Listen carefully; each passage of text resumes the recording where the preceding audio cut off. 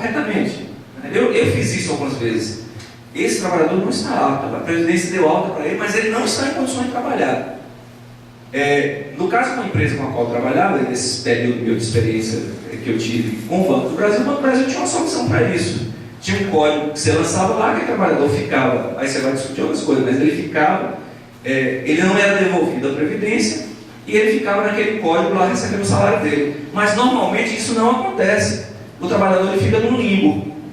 Ele não é considerado doente pela Previdência e ele é considerado doente pela empresa. Tá, e quem paga meu salário? Né? A Previdência diz que eu estou bom, a empresa diz que eu não estou bom, tá, tudo bem. Entendo claramente que aí a responsabilidade, como a lei prevê, que é o perito quem dá a última palavra, a responsabilidade é da empresa. A empresa que se vire para dar todos os apoios necessários para o recurso desse trabalhador da sua condição de adoecimento, mas o salário tem que ser pago pela empresa, né, nesse intervalo. Que não pode o trabalhador ficar adoecido, como ficou naquela empresa, e numa condição de limbo, como eu mencionei. Bom, meu e-mail pessoal, esse fernando.donato.vasconcelos@gmail.com. Desculpe ter dobrado o horário e agradeço a vocês pela paciência. Obrigado.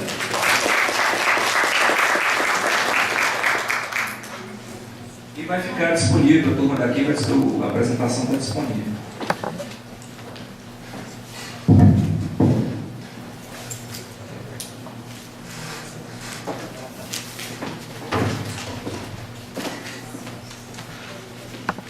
Dando sequência então, gente, agora a professora Maria Elizabeth, Departamento de Psicologia da UFMG.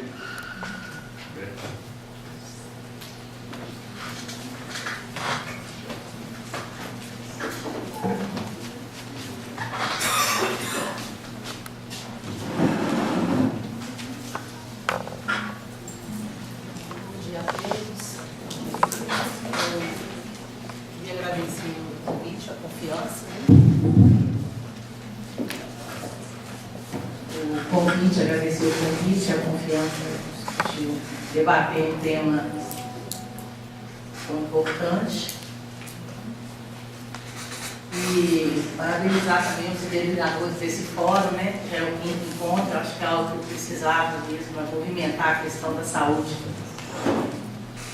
mental no trabalho, a saúde do trabalhador em geral, e o próprio tema, né? Que são os chamados riscos psicossociais, né? E a ideia de uma norma regulamentadora para esses riscos. Então, foi esse o convite que me foi feito, me foi encaminhado uma minuta, né? E discutir essa possibilidade ou impossibilidade, os desafios de uma proposta de uma norma regulamentadora dos riscos psicossociais. E li a minuta, refleti e pensei que antes de discutir a minuta, eu acho que caberia discutir qual que é o sentido do termo risco psicossocial. E, principalmente, os rumos que essa discussão sobre os riscos psicossociais tem tomado em alguns países. Eu vou falar, principalmente, do caso francês. Primeiro, que, como muitos sabem, eu tenho contato constante, a minha formação foi feita lá. Eu estive, no ano passado, fazendo um pós-doutorado, acompanhando de perto esse problema dos riscos psicossociais na França. E também porque a França se considera retardatária em relação a outros países da Europa nessa discussão. E, no entanto, embora ela se considere retardatária, ela acabou incorrendo nos mesmos equívocos dos outros países. Então, acho que é interessante a gente pensar nisso também. Então, o porquê, né? Por que mesmo ela vindo depois, ela não aprendeu com os erros, né, dos pioneiros nessa discussão. A questão de discutir o ambiente psicossocial do trabalho é bem antiga, já tem várias décadas, mas esse termo risco psicossocial já é mais recente e no contexto brasileiro mais recente ainda. Ele se refere de maneira genérica, a gente viu aqui, uma grande variedade de fatores psicológicos, sociais, na relação com a saúde e a doença mental do trabalho. Nos contextos laborais se fala de intensidade do trabalho, jornada, sistema de turnos, a gente viu relações de trabalho, segurança, exposição à violência moral, outras formas de agressão. Do lado do trabalhador, pega as características pessoais, os traços de personalidade, o estado emocional, possibilidade que ele tem de se defender psicologicamente dessas agressões que vêm do meio, etc. A definição de risco psicossocial oferecida pela OIT é a interação, de um lado, do trabalho, seu ambiente, sua organização, suas condições, de outro, o trabalhador com as suas capacidades de fazer frente a esses elementos que vêm do trabalho. E vem, junto com isso, as medidas, né, sugeridas para sanar os problemas advindos dessa exposição. Exposição coloca entre aspas, que é o termo constantemente usado, dos trabalhadores aos fatores agressivos. Então, vem estabelecimento de mecanismos de vigilância, de prevenção e, principalmente, gestão dos riscos. Então, quando a gente lê rapidamente, né, dá uma olhada rápida nesse contexto, parece que é um modelo abrangente. Ele abrange as agressões vindas do meio, os sujeitos que estão mais ou menos armados para fazer frente a essas agressões e as medidas que poderiam reduzir, sanar ou prevenir. No entanto, eu acho que quando a gente reflete um pouco mais e aprofunda, a questão não é tão simples assim. E eu fico feliz de estar participando desse início da discussão, quando ainda, né, como o Fernando disse, ainda está, é uma minuta, é uma proposta, vamos refletir juntos, porque eu acho que o fato da gente vir mais tarde não é uma desvantagem. A gente pode pegar isso como uma vantagem, aprender com a experiência dos outros. E pensando nesse aprendizado que a gente pode ter com a experiência do outro, eu peguei justamente o caso francês. Primeiro, como eu disse, porque eu tenho familiaridade. Segundo, porque, embora a França seja retardatária em relação aos países da Europa, ela tem sofrido, né, consequências bem negativas em torno dessa discussão dos chamados riscos sociais. Para fundamentar a minha reflexão, eu vou apresentar 3 autores que representam 3 correntes diferentes em alguns aspectos, até um pouco divergentes, né? Mas todas tratando das questões do trabalho, saúde no trabalho. Um que representa a ergonomia, um que representa a psicossociologia e um que representa a clínica da atividade. Então, embora eles tenham algumas diferenças, até certo ponto algumas divergências, o que me chamou a atenção é que eles são convergentes na análise crítica que eles fazem dos chamados riscos sociais.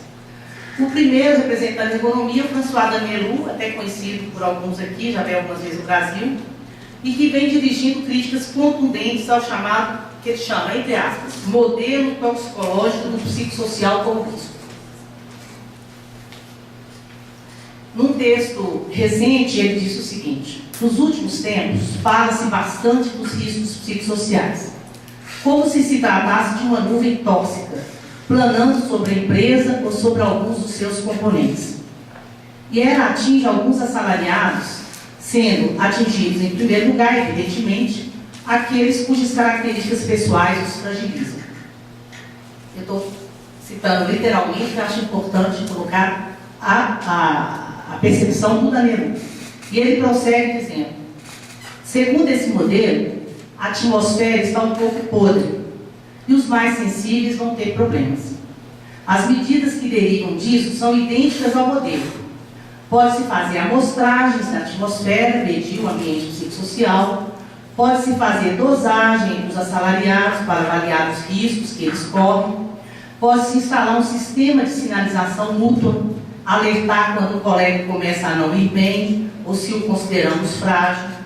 Pode-se tentar desintoxicar aqueles que já foram atingidos, por exemplo, oferecendo-lhes um apoio psicológico financiado pela empresa. E aí ele finaliza: por todos esses meios, tenta-se evitar que a nuvem faça um número demasiadamente grande de vítimas, sobretudo aquelas cuja fragilidade intrínseca poderia empurrá-las em direção ao suicídio, cujos efeitos são deletérios para a organização e para a sua imagem. Além disso, Danelou manifestou uma grande inquietação em relação ao fato de que essa discussão, esse modelo dos riscos psicossociais, começa a ser objeto de consenso, inclusive no movimento sindical. E aí ele diz o seguinte, que diante dos dramas que vêm ocorrendo nas empresas, a gente sabe, está acompanhando inclusive pela mídia, ondas de suicídios, por exemplo, em algumas empresas francesas, os sindicatos começam a se sentir aliviados porque alguma coisa está sendo feita pelas direções das empresas, com garantia de especialistas externos.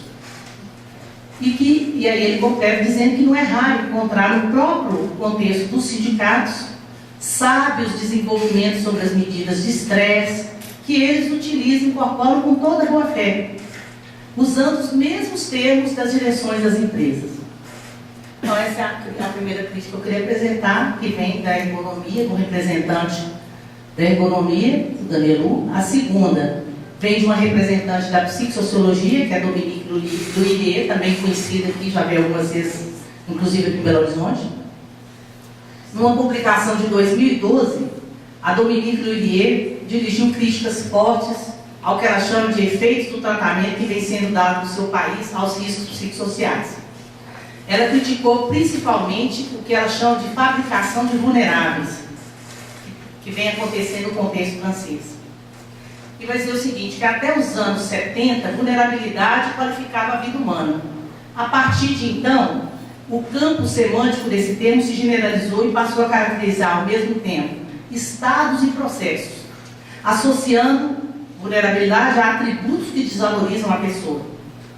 Então, desde então, vulnerabilidade se tornou um critério distintivo, um princípio explicativo. E a fragilidade, sua companheira inevitável, designa um meio termo instável entre a saúde e a doença. Um equilíbrio homeostático, ameaçado por um acontecimento da vida. Então, ela chama esse conceito de vulnerabilidade, muito comum no contexto francês atualmente, como um conceito viajante, porque ele é emprestado ao modelo biomédico das ciências da vida, né? E que possui uma outra face, muito conhecida também aqui entre nós, que é a resiliência, que vem da física de materiais, que é outro termo também bastante em moda e que vem exatamente como a outra face da moeda, vulnerabilidade e resiliência. Então ela vai dizer que essa preocupação com a detecção e acompanhamento dos indivíduos vulneráveis no mundo do trabalho é correlativa da emergência da problemática do risco. Então, ela entende, assim como os outros autores, que essa discussão em torno do risco tem apresentado como um aspecto, um efeito colateral, essa designação de vulneráveis. Do ponto de vista estatístico, vulnerabilidade seria a probabilidade de viver a experiência de uma perda mensurável do bem-estar. Né? Aqui, entre aspas, também, porque ela está se apoiando em termos, né, dos que discutem o risco psicossocial. E a medida dessa vulnerabilidade seria o sinônimo de uma redução da capacidade de enfrentar. Ou seja, passaria pela avaliação do capital de adaptação face aos riscos e exigências. Qual é o capital de cada um de nós? Né? Aí tem a ideia da resiliência, né? Para adaptar e fazer frente aos riscos e exigências. Ela vê nisso um modelo assistencial, médico higienista, né? Que fica entre procedimentos de empoderamento e injunção para cuidar de si mesmo. E ela não vê nada diferente do que o velho dispositivo, né? Do paternalismo, da proteção das populações vulneráveis expostas ao risco. Mas ela percebe também nisso um risco maior e que invade todo o mundo da saúde mental do trabalho na França, que é aquele de dar início à caça aos frágeis e aos vulneráveis, para serem enviados para os dispositivos de tratamento e reciclagem dos dejetos do mundo do trabalho. Outro efeito colateral que ela vê nisso é a criação de um vasto mercado de prevenção de risco psicossocial que está surgindo na França. Ele é fortemente lucrativo. São os consultores, né, que prestam serviço às empresas para prevenção de risco psicossocial e isso tem se transformado num mercado bastante lucrativo na França. E essa detecção, acompanhamento psicológico na forma de coach, né, ou do ticket psi, que é um ticket que os trabalhadores recebem, que é igual ao ticket de restaurante, correlativo ao ticket de restaurante, que dá direito a ele um atendimento na rede de psicólogos associados à empresa.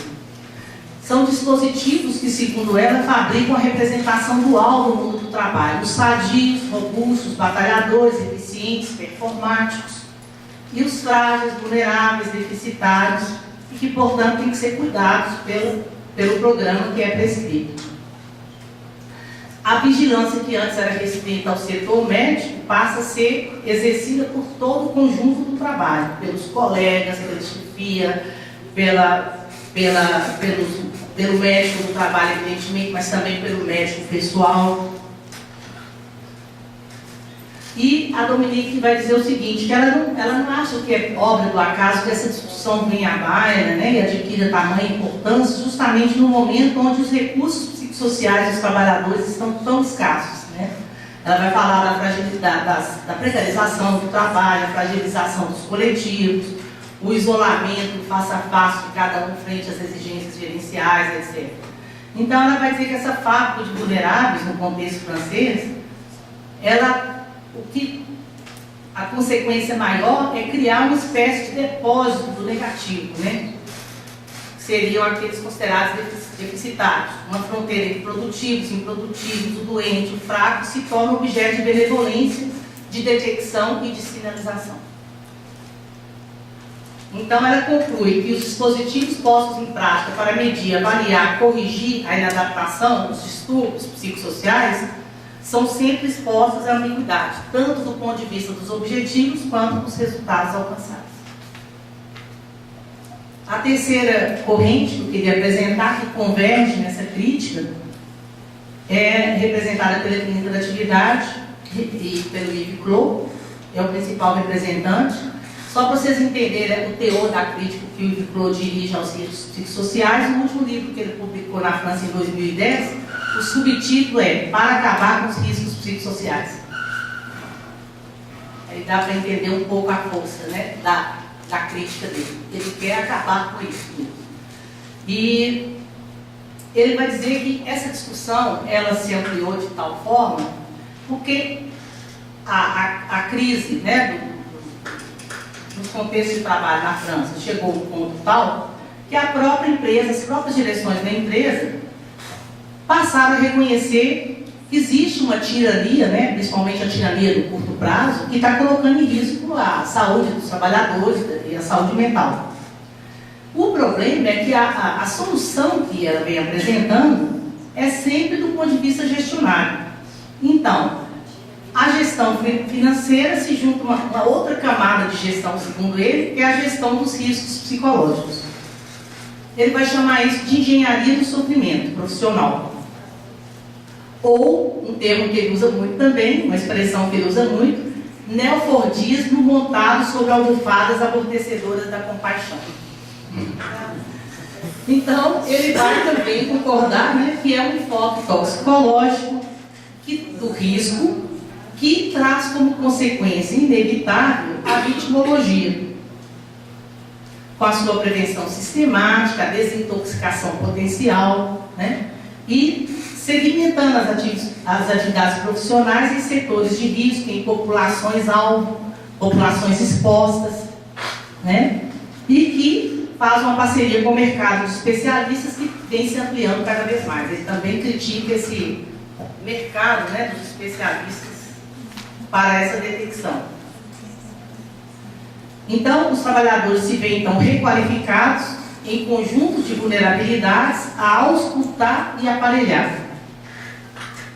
E aí o Icro vai dizer o seguinte, que a prevenção dos riscos psicossociais, longe de permitir o desenvolvimento do poder de agir desses trabalhadores, sustentado na qualidade do trabalho, autoriza muito mais a sua desclassificação do estatuto dos sujeitos frágeis, que devem ser acompanhados no seu sofrimento e reformados no seu comportamento.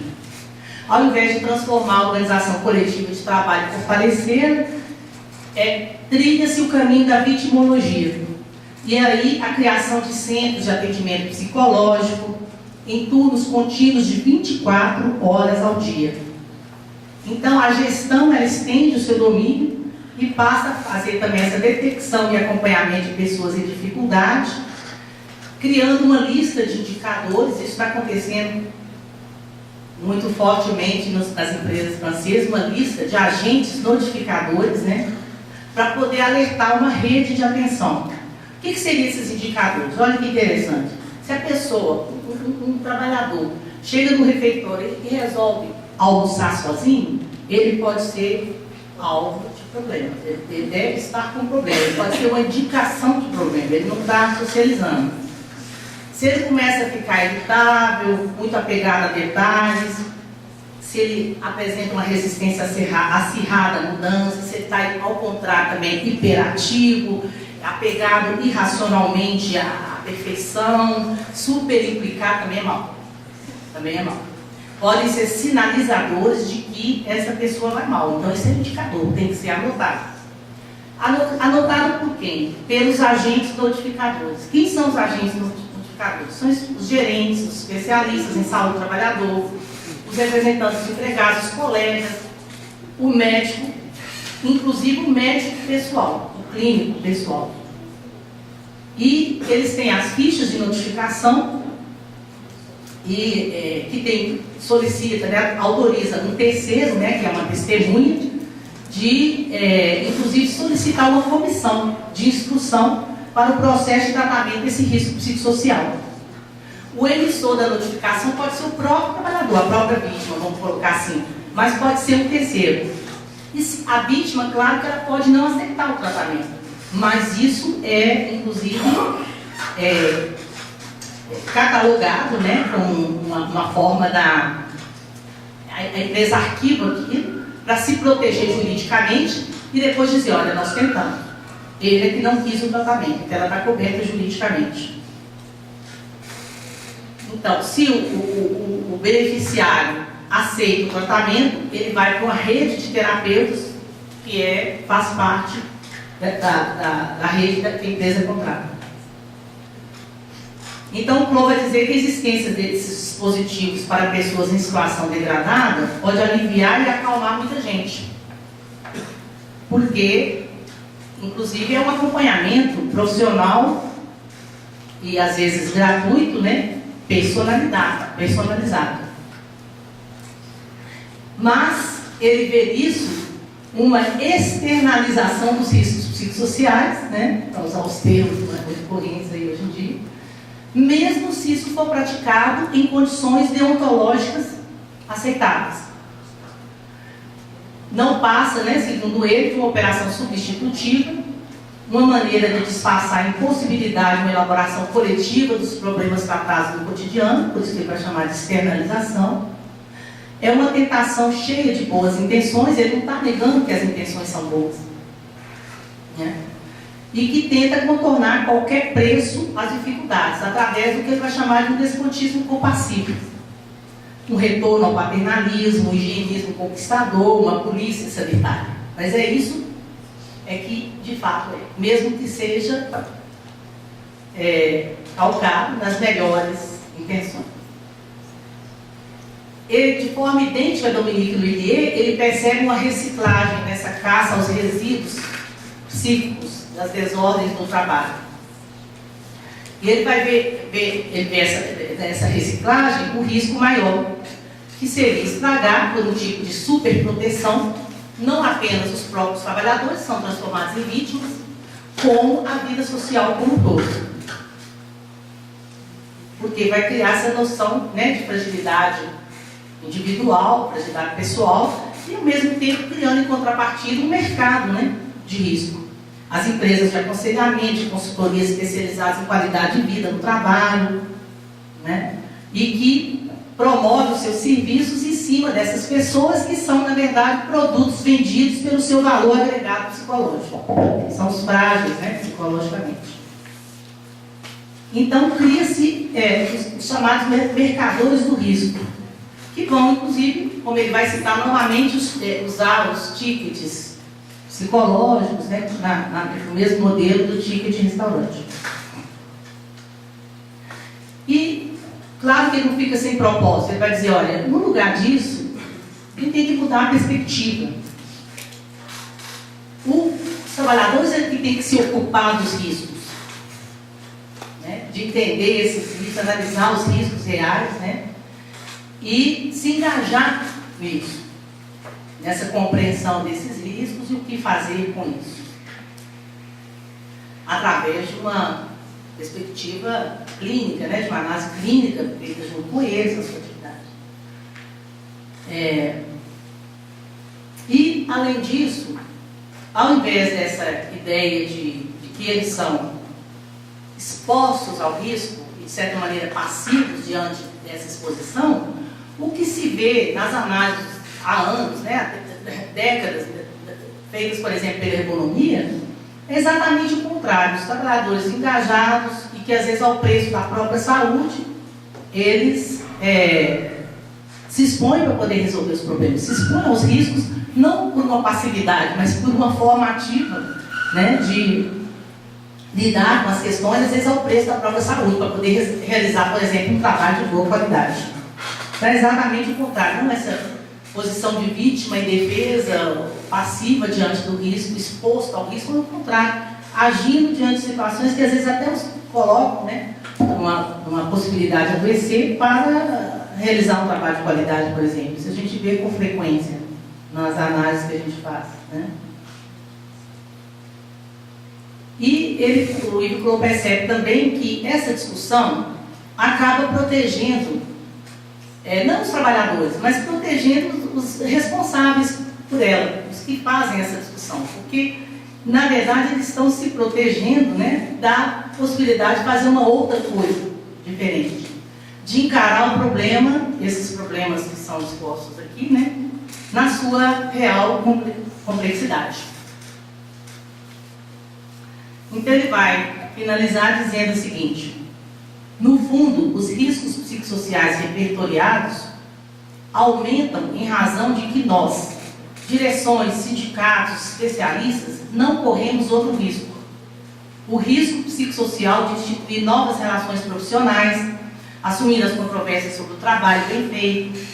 Paradoxalmente, o excesso de riscos controlados se explica talvez pela insuficiência do risco que se corre. Mas há riscos e riscos. Então ele faz também aqui uma autocrítica, né? E coloca que muitas vezes é a nossa própria omissão que esse tipo de discussão ganha o peso, né, que, por exemplo, no caso francês, tem ganhado. Então eu quis trazer esses teóricos de perspectivas diferentes, às vezes até divergentes, que no fundo eles partem de uma mesma interrogação. O psicossocial deve ser visto como risco? É possível tratar o psicossocial como risco sem cair na ideia de um sujeito passivo diante das agressões do meio? Ou seja, sem cair no modelo toxicológico do psicossocial?